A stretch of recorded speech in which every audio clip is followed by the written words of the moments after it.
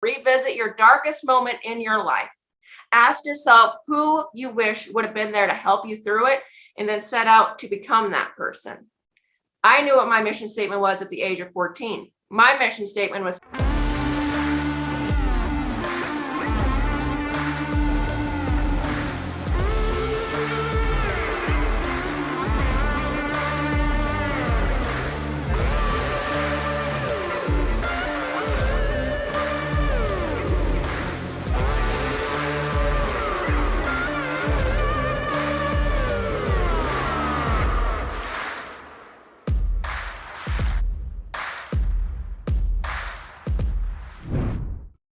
Welcome to another episode of the True Life Network podcast. I'm your host, Mike Ashabi, and today I have a special guest who has taken her own life from sleeping on mice-infested kitchen floors as a child to surviving 12 excruciating surgeries. Throughout her journey, she has learned the true meaning of courage, facing challenges head on, and the keys to developing a powerful mindset built around the principles of mastering the habits of success.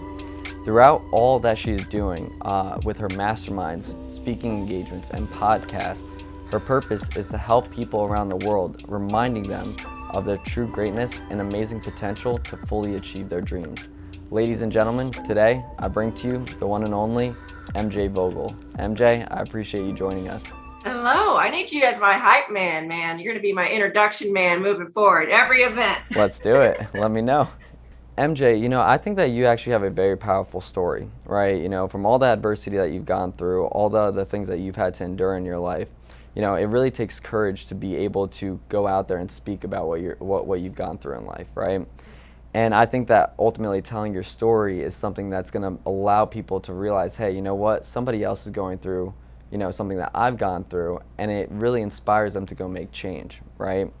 So I kind of want to first dive into your story a little bit to understand the adversity, the challenges that you personally have had to face that allowed you to develop, into the individual that you are and create such a strong mindset. Well, thank you. I appreciate it. And I mean, my journey and my story continues as all of us to evolve, right? So, but my background, I came from poverty. My first bedroom, or one of my first bedrooms, was a closet. I was hella happy to be in that closet.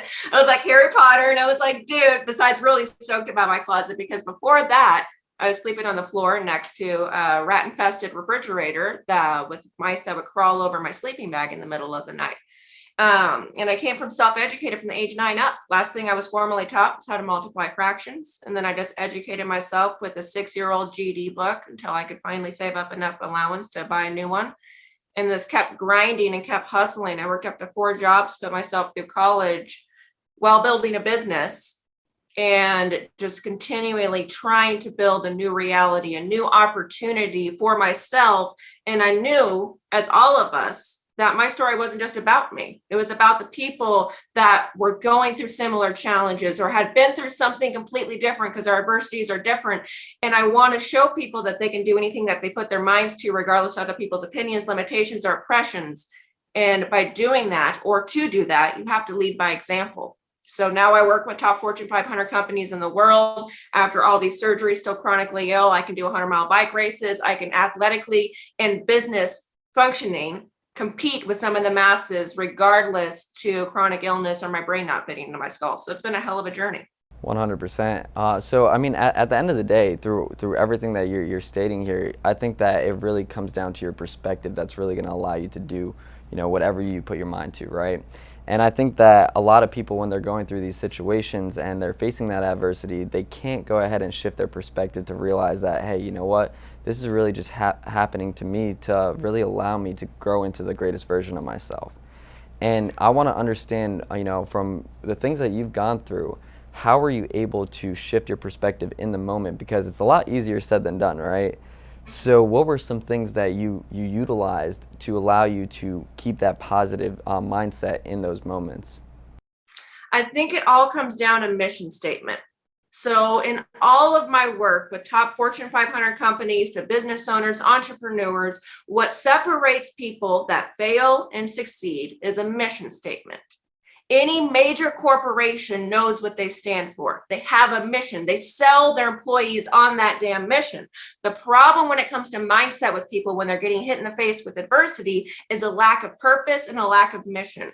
So I would encourage people to ask yourself, what do you stand for as a person? I've asked Evan Carmichael, I had him on my podcast years ago, and I said, Evan, how does someone figure out what their purpose is? And he said this, he said, revisit your darkest moment in your life. Ask yourself who you wish would have been there to help you through it, and then set out to become that person. I knew what my mission statement was at the age of 14. My mission statement was found at my darkest moment, and this is way before self-development, all that stuff, when I almost died by overdosing on diet pills on a 2-week-long fast because I felt like I had no reason throughout all the abuse, everything I'd been through, to live. And I realized at that moment, when your life flashes in front of your eyes, that's not just something in the movies, like it really happens.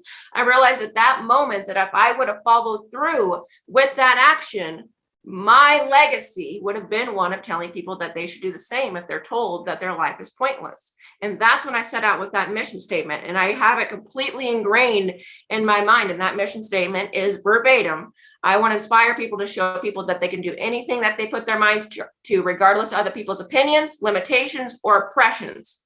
And that is how I go through and navigate my mindset. Now, it's not something that's easy. It's not something that's an overnight thing. And it's not something that always stays engaged. Like I used that to work up to 4 jobs and put myself through college while building a business. I used that when I got hit by a truck and broke my collarbone and had to basically work left-handed for a decade, 6 months after that mission statement. But you lose track of your mission statement when you get punched in the face. And at the age of 25, when I got diagnosed with Chiari malformation and needed to get brain surgery, I became very weak. I lost my mindset. I lost my edge. And when you lose that mission and you lose that edge and you lose that purpose, you will lose everything in your life. When you think you've arrived in life, you will lose everything. And it takes extreme accountability to realize that adversity is punching you in the face, yes, but how you react to it, that's what really matters. I love that you just said that, because I always tell everybody that it's not what happens to you, it's how you react to the situation or circumstance that's ultimately going to allow you to get out of it, right? But something that you just said, that Evan Carmichael was kind of that one person that brought that perspective to you, right? On your previous podcast. So it's actually funny because before I even started my company, I was actually on the call with him. You know, I was going through some things and I built a relationship with him, David Meltzer and Trent Shelton at the time. But I was on a call with him and he told me this one powerful quote that allowed me to realize that I was on the right path. And he told me, and I actually spoke about this on stage when we were at Ken's event together, and he told me that your ruin is your gift to get back to the world. And what he means by that is ultimately, just like how he was talking about the dark times with you, what ruins you and puts you in that all-time low and you get through it is ultimately your gift to seek out other individuals going through a similar situation and help them get through it, right? And personally for me, I don't know how much you know about my story. You know, I got to a point where I wanted to commit suicide because I wasn't facing my own truth. Everything was basically a false narrative for me, right? I wasn't facing my own truth, and once I actually took that accountability, as you were stating, I looked myself in the mirror, I faced my own truth, and you know what they say, the truth will set you free and allow you to live your true life. That's why I called it True Life Ventures, because that's my mission statement. So I kind of want to understand, you know, the mindset, because I think that, you know, when there's something physical happening to you, right, it's a lot harder to endure a positive mindset than if it's just also mental, right? Because at that point, not only are you physically hurting, you're mentally hurting, right? So I want to understand the things that, you know, you basically were going through through the times of the surgery, and you know that thing that brought the light to your perspective. So absolutely. I'll share a little bit more so people understand a little bit of the medical journey. So at the age of 25, I quit my last night job. I graduated my second business degree. I bought the dream house. I bought the dream car. And I was like, yay, I made it in life. Oh my gosh, this is fantastic. And if you listen to what I said earlier, and when a lot of people like Mike could probably agree, everyone in this audience needs to understand that if you're successful, a lot of times people that are successful have this mindset. The moment that you think that you've arrived in life, you will get punched in the face. 2 months later, after thinking I've arrived in life, I was interviewing neurosurgeons. I couldn't remember how to get home. My right hand, and I'm right-handed, wouldn't open all the way. My right foot was curling up and I could barely walk and I couldn't remember how to spell my name. They found out as I had a condition, and I still do because it's incurable, called Chiari malformation, where your brain does not physically fit into your skull. Meaning this, every single time my heart would beat, it would beat into my skull every single time. After that brain surgery, I had to get 11 additional surgeries within a 1.5 year period. I don't even know how many I've had. I just had 12 within 2 years. And when that happened, I realized that I let myself get weak. Like, your body fighting you is brutal, 100%. But if you're going to fight an external war, you need to have your mental game prepared. And for me, that was very weak. That was very fragile. And it was when a moment that changed everything with the medical perspective and allowed me to re-engage with that life purpose that I came up with at the age of 14, there was a gal that was 17 years old, had the same brain surgery I've had, because you can't cure the illness. You can't make your brain fit in your skull. Even with surgeries, they do brain surgeries for treatment, not a cure. She had the same surgery I had, graduated high school early. Something felt wrong, something felt off. She had an appointment booked with her neurosurgeon, died spontaneously right before that appointment. And I wish I could say that that is a super rare occurrence. It doesn't happen to everybody, but it happens way too often for people that have this condition, because when your brain doesn't fit into your skull, it puts pressure on your brainstem, and your brainstem controls everything. Spontaneous strokes, spontaneous neurological sleep apnea, and you don't wake up. Like, that moment, I realized that people that were going through the same thing I was, people that were going through something different, people that were still getting back to back brain surgeries at this particular moment, or people that were bedridden 24/7, would have given every single damn thing that they had to be able to have a chance to be as healthy as I was, which I wasn't very healthy at that time. I still have chronic illness. It took me 4 hours to get ready for this podcast because I felt like shit. But they would give every single thing that they had just to be able to stand up. It's the same thing for anyone watching this. There are people that have no longer woken up. There are people that would give every damn thing that they could have to be able to have the opportunity you have. What are you going to do with it? What is your legacy? And I consistently revisit that when I'm in chronic pain. I'm consistently chasing that to make sure that I fulfill my commitment to do something great with the opportunity I have. Do you think that ultimately the experiences that you've gone through have helped you develop a sense of gratitude and appreciation for life and every moment that you're, here and breathing? Mm-hmm. Oh, absolutely. 100%. And it's the same thing for every single person watching this or every single person on the planet. We don't know when we're going to wake up tomorrow. There's nothing difference between me and you, Mike. There's nothing difference between us and the audience. Like, we don't know if we're going to wake up tomorrow. I may just be a little bit more aware of that, making me a little bit more grateful for the fact that I'm awake right now. Not saying, like, with Chiari, people don't always die spontaneously, but there's a very particular chance on that. Same damn thing for everyone on this planet. And I want to encourage people to be grateful for the fact that they're awake. And I want to mainly encourage people to make something great out of it. We have a responsibility as humans on this damn planet to do something with it versus just sitting there acting like a victim and thinking we're the only ones going through shit. 100%. It's actually, you know who Brad Lee is, right? Mm-hmm. So I've been on his podcast, and he's put out this content too quite a bit. I've seen him post it a few times. But he always talks about, like, in the morning, a lot of people are waking up with a shit attitude saying, hey, you know what, I have to do this. But in reality, what you don't realize is that every morning that you wake up, you get another opportunity to go out there and do what you have to do. And I think that gratitude portion is ultimately what's going to allow you to be more aware of your true potential. And I always tell everybody this, your potential is your worth. So you need to utilize your full potential and go get what you're worth. But I think that with individuals nowadays is what's happening is society is kind of conditioning us to play that victim role, right? So I think it takes that one person to shift that perspective for you to realize, hey, you know what? Life's not happening to you, it's happening for you. So with your journey and the companies that you're working with, how do you help each individual really go ahead and shift that perspective to take advantage of the opportunities and the potential that they do have to go ahead and fulfill their dreams? Mm. Well, that's a big one, and it's difficult and different for every single person. But a lot of people that I've worked with that I've helped move through that process, it's a process of understanding a couple things. One, you don't get what you want, you get what your habits generate.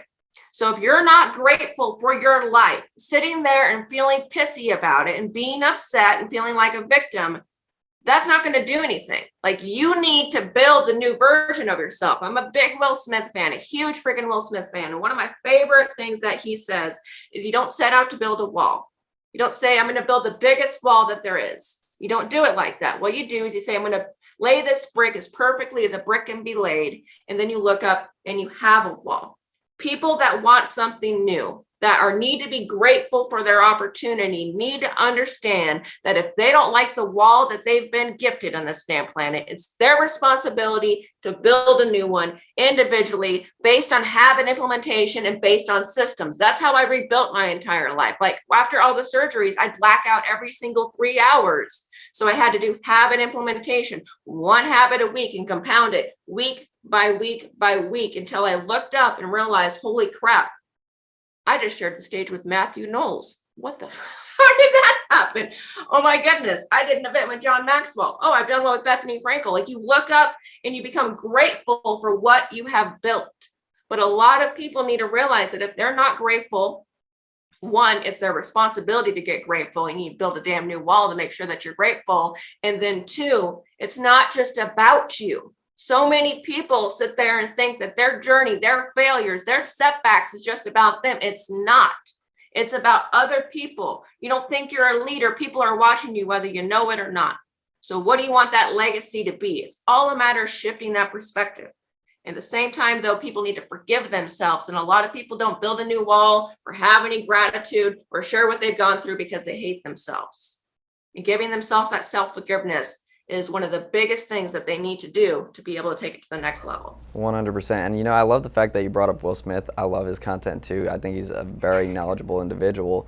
The one thing that I really took away from him, and this is actually basically in line with what you're talking about, right? He says that fault and responsibility do not go together, right? For example, it might not be your fault that your girlfriend or boyfriend, cheats on you. But at the end of the day, it's your responsibility to learn how to deal with that pain and go out there and build a happy life for yourself, right? Now, I have a little bit of a different twist to it. I do believe that first portion of it, the second portion of what I included on that is that ultimately, even though, it might not be your fault, it's your responsibility to build a happy life for yourself. The only time that fault and responsibility go together is when it comes down to your life. It's your fault when you're where you're at, and it's your responsibility to get where you're going, right? And I think that that's where the mentality of that victim mentality, that you need to shift to that victor mentality, right? That, hey, you know what? Bring it on. I can endure anything that you throw at me, because all I know is that this is building my character, right? So I love the fact that you brought up Will Smith, but I kind of want to understand more too on, the wall, analogy. Okay, so I think that most people, and once again, this is another Will Smith thing. He talks about, you don't step out to, climb up all the stairs. You start small, one at a time. And I think that people don't realize that success and failure are not one big event. It's a buildup of all those small things that you either did or didn't do that got you there. But how can you help individuals to understand that it's those small things, and how do you help your clients realize where to start? For them, a big thing is a self-audit. I think that people that are not successful need to understand two things. One, it's okay to be alone. Two, if you want to create a change, a lot of times you need to do it alone. And I think when people can reflect and sit there and say, okay, I want something new with my life, and they actually are okay with being alone, they can take that time to analyze and sit there and say, okay, I'm not where I want to be, and I need to gradually realize that that needs to change based on who I'm surrounding myself with and also what I do. Those two things, if those two things are not figured out, I can't help you. If you don't want help, I can't help you. But what I can do is, when you're ready and you're okay with being alone, and you're okay with analyzing and sitting there in your own mind and being like, okay, I'm not where I want to be, and I need to build a new version of myself. I'm ready for accountability. I'm ready to realize that my failure did not happen overnight, and I'm ready to slowly and gradually build a new version of myself. That's when I can step in and help people. And when they are ready for that, they're going to be ready to hear that message. And it's a painful ass message to hear. Like, your failure is your fault. And it was hard for me to realize that. Like, I didn't make my brain not fit into my skull. I didn't say, hey, man, hey, God, please make it so my brain doesn't fit into my skull and beats into it. But it was my responsibility to fix it as much as I could and be alone with myself and realize, hey, I don't like where I'm at. This is my damn fault, and I need to fix it. And it's not going to happen overnight. I didn't lose my house and my car and lose everything overnight. I lost it because I got weak and I got fragile. I need to build a new version of myself. And it comes down with accountability. It comes down with the ability to sit with yourself and see what you don't like about your life and see what does not work for you, not what doesn't work for Instagram and all the BS that everyone says you should want, what doesn't work for you. And then let's figure out how to build the new you. And I think that's the key to it, right? Because at the end of the day, you have to get to a point with your life where you're just sick and tired of your own shit, right? You know, just like Tony Robbins says, change happens when the pain of staying the same is greater than the pain of change. So I think that ultimately the reason why, all right, I think society is soft, right? You know, at the end of the day, I feel that, you know, look at what they're doing. They're giving eighth place trophies, right? So we're conditioning our future generations to, you know, ultimately feel secure and not have to endure that pain or that challenge. I think that most people don't even understand what success is. I think that a lot of people think it's just, you know, money, the cars, the house, and things like that. So, you know, success is different for everybody, for each individual. So how can an individual go ahead and, you know, validate themselves internally and realize what success is for themselves? I would say, look at your life and say, hey, if I died today, how would I feel about it? That's the real thing. What are your regrets? Like, what do you wish you would have done differently? Success is different for every single person. Like, for me personally, I could be the richest person on the planet, hypothetically speaking, and still feel like a complete failure if I stole the ideas, if I didn't come up with them myself, if it was unauthentic and unethical in the way that I approached it. All of that shit to me, character, that's the only thing that matters. Everything else in life's a temporary loan. Your character and who you are is the only thing that we own. Now, that's me. That's what I would think if I died tomorrow. Like, I don't give a shit what's in my bank account. I know that I did my best. That's successful to me. People need to ask themselves, if they died tomorrow, would they be proud of what they did? And if not, namaste to that. Forgive yourself. It's okay. But now you're aware of what success means. So you have no damn excuses for not changing how you are, how you behave, and how you pursue that success. 100%. I mean, you know, I think that success is ultimately happiness, right? Mm-hmm. Are you not content, but are you fulfilled with what you're doing on a daily basis, and are you contributing? Are you actually creating a better environment for not only you but the people around you? I think that's what it really comes down to, because, you know, it's one thing to have money. Money is not shit, right? You know, if you really look at it, it's man-made, right? It's just a piece of paper that we put a value on it. And I think what's more valuable, you know, I always tell everybody, stop chasing the money and start chasing being a person of value. And, you know, the money will come, but it's what am I able to contribute? And I think for an individual to understand what they're able to contribute, they have to go through a process of self-actualization to truly understand what is it that they want, what is it that they want, why do they want it? And, you know, at the end of the day, the how is going to reveal itself if, you know, you really take the time to understand that why, right? That why needs to have that pain point. So just like you and Evan Carmichael were talking about, you know, revisiting those dark times, that's where you really find your purpose, in my opinion. And if you're not living a purposeful life, you're going to be unfulfilled, which is going to mean that you're going to be unhappy, right? So, you know, when it comes to success, I think that we need to instill more clarity, help them get a, you know, system down to understand what they want, and then ultimately that why. Because if there's no pain point attached to why, what happens is you're pushing to achieve it. That shit will die right out because there's resistance. When you have that pain point, now your why, the reason why you're doing what you're doing, has substance to it, It's giving you that actual reason, that inner drive, and it's going to pull you into action. And that's why I don't believe in burnout. I think that's all bullshit, right? Because burnout is, okay, I'm doing this because I want external validation rather than the internal validation. Amen. Well, and I think that's so damn prominent nowadays. Like there's a lot of people that right now are stepping into the entrepreneurial space because people online, Instagram, Facebook, whatever the hell, is telling them if you want to be successful, you shouldn't work a 9 to 5. That doesn't matter. Like success is what you decide it is. But so many damn people are buying into what other people tell them that their goals are.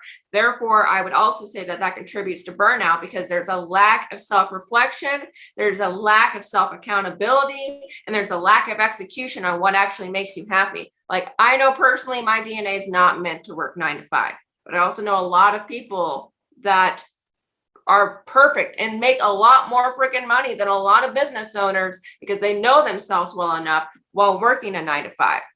Gary Vaynerchuk talks about all the time. The number 2 at Google or the number 2 at Amazon makes a crap ton more money than like 99.9% of entrepreneurs. So know yourself. If you know yourself, you're not going to burn out because you do not separate work, achievement from your personal identity. It is all one.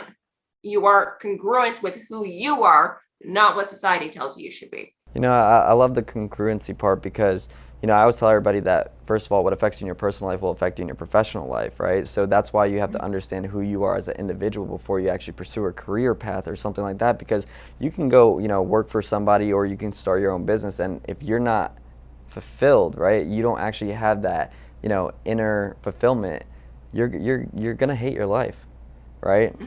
But I think most people also don't even know how to really, you know, kind of get out of that because they're either doing it for their parents or society or social media, right? Yeah. And I think that social media is a really, you know, could be either a really good thing or a really bad thing. Yeah. And I did a podcast yesterday and we were talking about this. I think that, you know, ultimately it's conditioning us to be reliant on the system rather than relying on your own abilities, right? So I'm kind of curious, in your opinion, how do you think that social media plays a part in, you know, how we're progressing with the future generations? I think social media is great on a lot of things. I mean, I would not be where I'm at today if it wasn't for social media. Social media is how I connected with the top 5 neurosurgeons in the United States and arguably in the world. That ended up saving my life because I was booked for a second brain surgery later to advocate for myself based on connecting with some of the top doctors in the world to find out that would have probably killed me. Social media is how I educated myself back when social media was terrible. But that's how I connected. I didn't have formal education and I was basically kept a secret for a lot of my life because of everything that's happening in my household. So I love the internet for that reason. However, I think it's extremely important that you utilize social media and don't have it use you. That's it. That's a Grant Cardone quote, I believe. He says, use social media, don't let it use you. It's extremely important.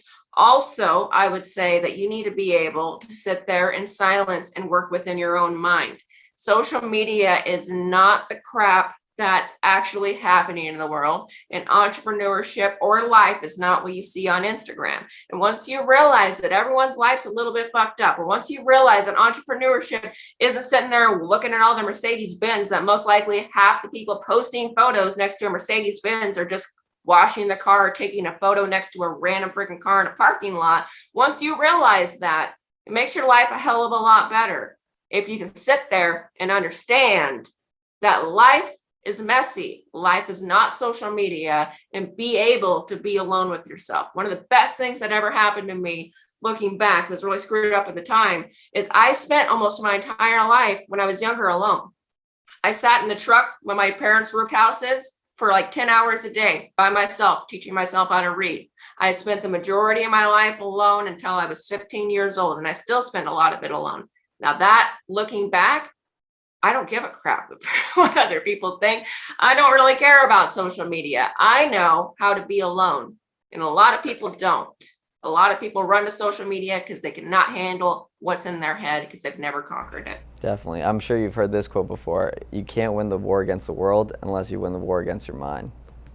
And it Is that a David Goggins quote? I actually don't think it was a David Goggins quote, but I know that quote. I'm like, who said it's that? honestly so true because at the end of the Yeah. day, the thing that's really going to propel you in life is your own mindset. And if you don't have that relationship internally with yourself, you're not going to be able to have any relationships externally because you don't even know yourself, right? Yeah. But the reason why I brought up the whole social media portion is because I think that, first of all, social media, TV, music, I think it's just conditioning us to, once again, rely on the system and create a narrative of what we think is normal of society standards, when in reality, it's bringing us down. The way that I leverage social media, I have my own system to it that allows me to engage with my audience in a more relatable manner, I feel that. Yeah. And the reason why I'm saying that is because the way that I utilize social media is it's not for anybody else but me. Anything that you see me posting, and I'm not sure if you've ever gone through my content, I'm not creating the content or putting the captions or anything for anybody else but me. What I Yeah. use that, and you know Grant Cardone, he's always talking about gimmicks, right? I utilize social media as a gimmick. So when I'm posting something, it's because I'm personally going through something at that point in time. And then when Yeah. I have it to reference back to. So if I'm ever going through a similar situation again, I go back to my Instagram page and I look at it and I'm like, nah. I said that. I have to stay accountable and stay consistent with my actions here. So I think that that's a valuable way to actually utilize the social media platforms, because if I'm giving myself that advice, guess what? Someone else needs to hear it too. You can't give Exactly. advice to somebody if you can't give it to yourself, because now it's a double Yeah. standard. So in your perspective, how do you utilize social media to engage and create those relationships with your audience? So I remember who said that. Ironically, that quote, I think's Will Smith. That one's Will Smith. I posted his video That the is other day. I true. That love is that true. freaking You're quote. correct. I quote Will Smith too much. When I wrote my book right behind me, they were like, "Hey, you can only quote Will Smith like 4 times. You can't quote him every." Hey, I'm right there with you. He has a lot of great stuff. He does, man. He should be like, he's one of my big heroes. But in my mind, it just comes down to self accountability. Like, that's the thing. For how I use social media is I use it to document the process. I use it to Gary make Vee it so right I there. show people by example. There's a lot of damn people out there telling you how to be successful. I've got people that DM me all the time on social media. They're like, hey, you want us to grow your social media following? I'm like, okay, one, you're probably going to buy bots. Two, you have like 2 followers, bro. Like, you're not a leader in this space. You're not. So a lot of people do that when it comes to coaches. Everyone's a damn coach nowadays, but a lot of people haven't created the success, so they're faking it.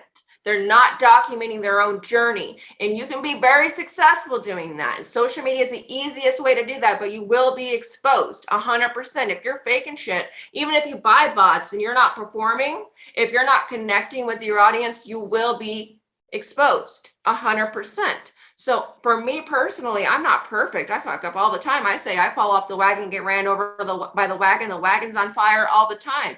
But I do my best to maintain congruent with self-accountability and self-confidence with what I post and what I document. I don't like faking shit because it'll always be exposed. And that's how I try to connect with my audience. Your audience will be able to tell if you're full of crap. A lot of times, because you are character, you have ethics, you will personally expose yourself consciously or unconsciously if you're full of shit. So for me, it's documenting the process, staying accountable to myself, and then success follows. I'm totally in agreement right there. And one thing that I just want to say for anybody watching this is that the way that you could tell if somebody's actually buying their followers and whatnot, look at their engagement, right? And they're either doing it trying to seek that external validation, but look for the people who are actually having that engagement, because those are the people who are actually doing it, and that's someone that you want to follow to obtain their insights and whatnot. I do got one more question for you, because I know we're running short on time here. So you talk a lot about vital habits for success, okay?